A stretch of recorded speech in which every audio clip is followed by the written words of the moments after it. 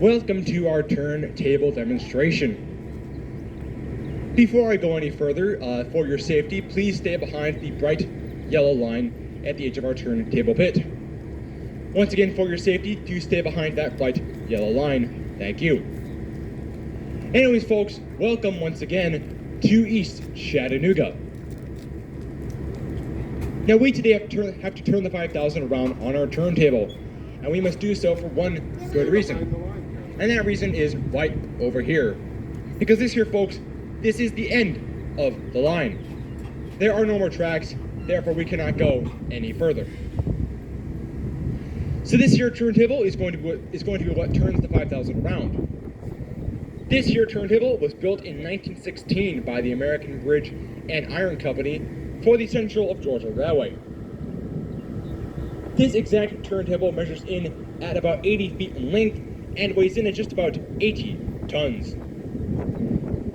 Now, this turntable here today is what's called a motor-powered turntable, as this turntable is powered by a motor, and it's going to easily turn itself around with the flick of a singular switch. But historically, this has not always been the case, because back then, there were not such things as motor-powered. Back when this turntable was built brand new in the year 1916, it was powered by a different source, and this source was by hand.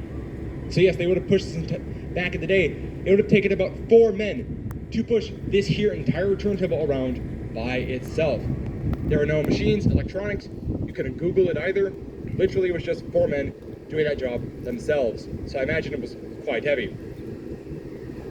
Thankfully, those days are over and we no longer have to use human-powered turntables. But we do still require a human to operate on our turntable here today. So that being said, folks, I want you all to be my helpers today and be my good friend Jason's emotional and moral support.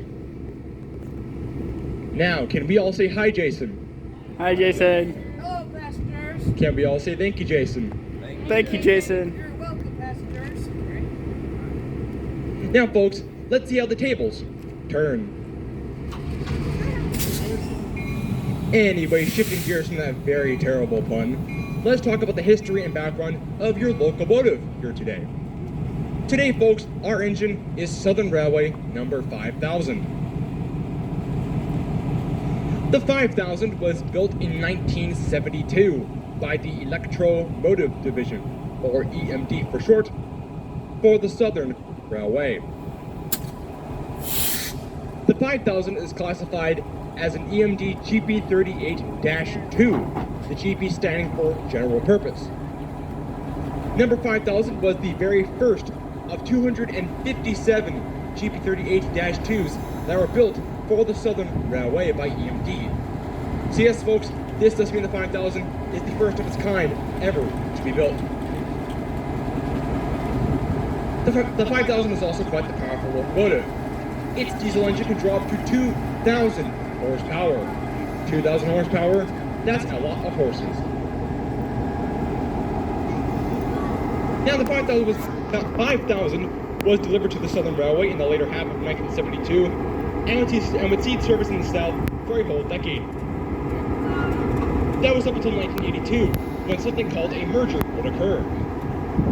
In 1982, the Southern Railway would merge with the Norfolk and Western Railway to form what we now know today as the Norfolk Southern Corporation. And as it was following the completion of that merger, it became Norfolk Southern number 5000.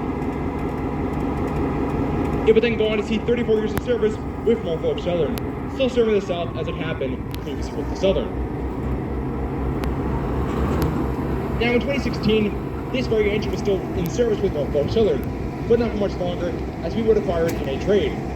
And through the acquisition in that trade, it was put right out of active service and placed into operation at the museum.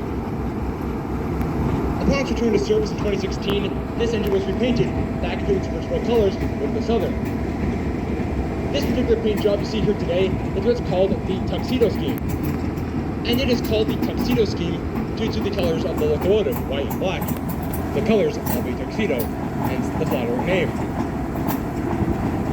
And today, folks, the 5000 serves as one of our 5 operational diesels. And this locomotive here is quite a versatile engine.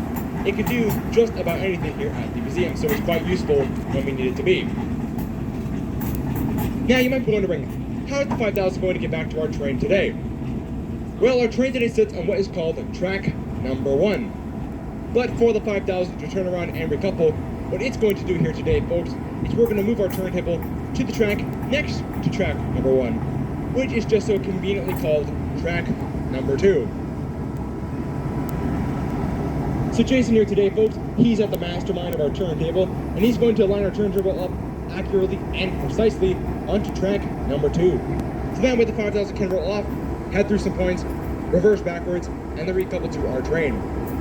So once again, here's track 2. That's where we're going to line up at this time.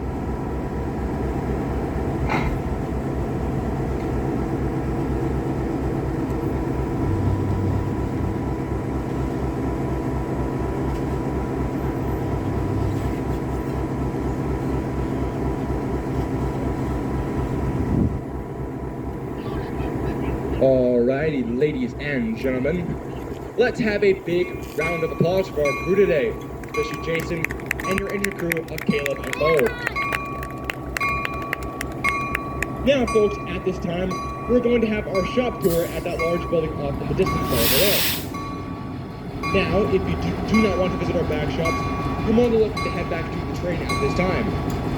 But once again, folks, if you'd like to go see our back shops and see our shop tour, then please follow me right this way. Once again, folks, we'll have our shop tour right this way. Thank you.